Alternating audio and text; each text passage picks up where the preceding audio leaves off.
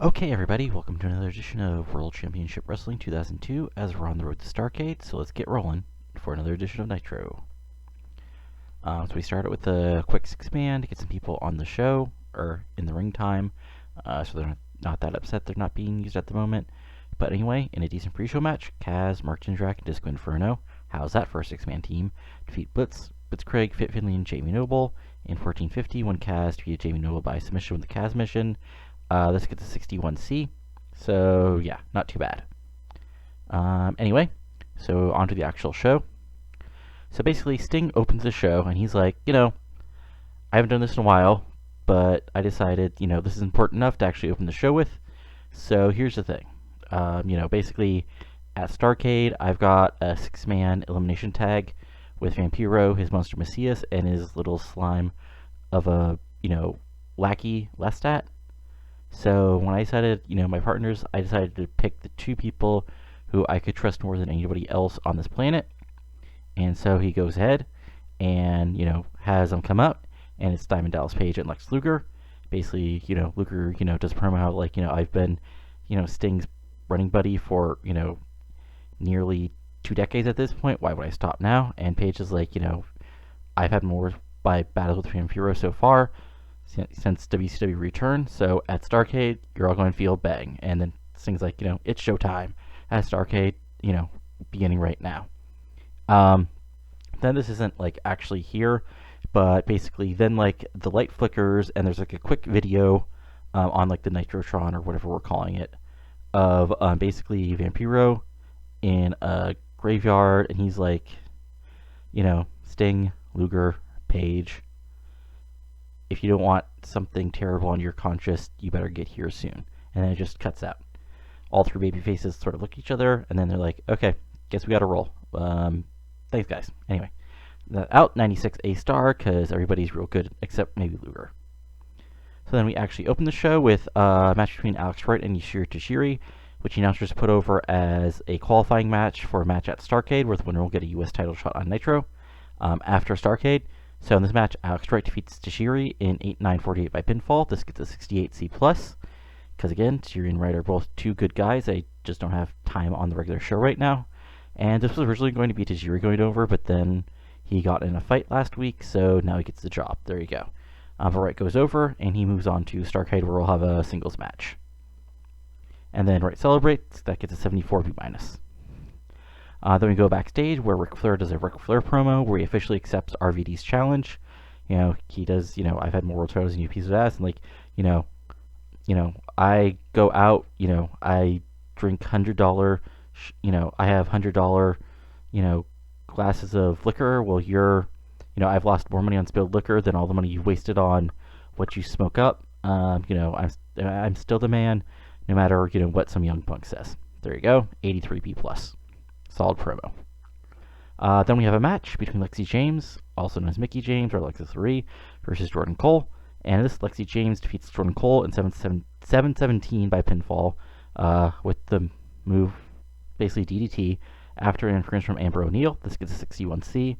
Remember, again, the girls are more over here, or the women are more over here, because my developmental territory is in the Southwest. So this gets a 61C. And then afterwards, Lexi and Amber continue to attack Cole, when Celine Carter, or as you people might know her, Lufisto, basically jumps in from the crowd, and saves her, gets Amber or Lexi run away. Announcers put her over as a competitor from American Wrestling Queens in the area, and her fan zone gimmick gets a above average, so that's good. 54C-. There you go, solid promo. And hey, it's like I just set up a tag match for Starrcade or something. Then basically we're at the graveyard, where Deadpool are readying a sacrifice, and their sacrifice is Looney Lane, who in this game, at the moment is a California women's indie worker, and also you may better know her as one half of the women who did the HLI segment on Raw, way back in 2004 or whenever that was. But anyway, basically they're, getting ready to sacrifice her in the graveyard, and then they still say again, this is on your hands, Sting, if it ends. 79B. Then we do a video announcing another competitor for the Cruiserweight Scramble, and it's going to be Jushin Thunder Liger, 47D. Interesting that at the moment Liger is still on only a pay-per-view contract with New Japan, for reasons I still don't understand, but hey, it allows me to sign him up for a match, so there you go. Then basically, we have Sean here doing a promo where he basically is about to call out Steiner for a match at Starrcade. When Steiner attacks him, he's like, maybe he says a couple things that get bleeped, and he's like, at Starrcade, you're going to be my bitch, because it's Scott Steiner, and that's what he would say. 85B+, there you go, really solid angle. Then we have Kevin Nash versus Gigantes. This goes 5 minutes, when basically the rest of the Helms heel group jumps in and attacks Nash. 63C, because these guys are good in the ring, and also, oh hey, they also didn't click. Hooray. So 63C, and then we have a Helms and Co. beatdown, and basically Helms ended by, come to Starrcade, and face it on to me if you want to fall to the future of WCW, and if you want to be retired by the next big thing. 72B-, solid, because I, rated everybody, and I had Nash sell, which was probably not good, but what can you do? Then we have basically Beth Phoenix backstage. She's approached by Gail Kim. They argue over who's going to win the WCW Women's World Title match at Starrcade, and then they almost brawl. So that gets a 56C-. Then basically Palumbo calls out Awesome, and, because basically last week Awesome, said Palumbo was, this overrated, kid. Well, he, needed someone to destroy, and Palumbo was as good as any. So Palumbo's like, okay, you want to fight? Let's do this. So Awesome comes out. They brawl for a few minutes, and, going over the tables, against the guardrails until officials basically break them apart. 79B. Then we have a quick Booker promo where basically, Booker's like, I saved, Ray Jr. last week because I saw two morons trying to take advantage. But, Storm thinks he's one of the best wrestlers in the world. Well, my plate's empty on Starrcade. So if you want to prove you're the best, come face a five-time World Heavyweight Champion. 78B. Really good. So that's Booker and Storm for Starrcade, which is basically Booker sort of got, I don't want to say he was the last man standing as far as like my top baby faces, so I didn't have a real big match for him. So I figure him versus Storm should be just a good match in general. Basically, then we have an AMW promo.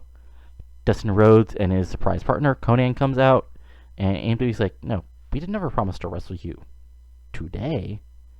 Like, if you want to wrestle, we have a team that'll have to wrestle you, but we're not going to wrestle you today. If we want to take out two old fogies like you, we'll do it at Starrcade. Then they leave, and then Skipper and Kid Romeo come out. This gets a 59C, and then Rhodes and Conan killing Skipper and Romeo in 3.5 minutes gets a 57C- when Rhodes pins Skipper by pinfall with the lariat. So there you go. And yeah, Rhodes and Conan have great chemistry, so that's why they're teaming up. Because I honestly don't have anything better for them to do, so why not let them team up, get good ratings, and have good chemistry.